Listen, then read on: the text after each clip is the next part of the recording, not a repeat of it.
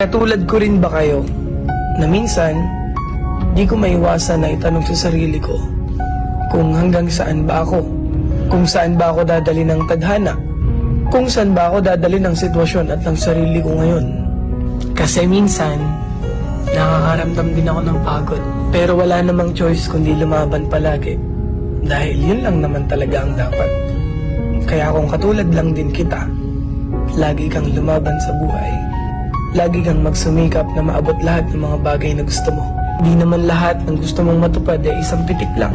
Lahat ng tagumpay at mga bagay na gusto mong matupad, pagod, puyat at hirap ang dapat mong isakripisyo.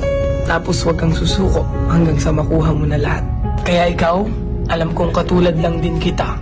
Lumalaban ng patas sa buhay, gumagawa ng paraan para maging maganda ang buhay. Nagsasakripisyo para sa magandang pamilya. Nagsasakripisyo para sa sarili at para sa pamilya.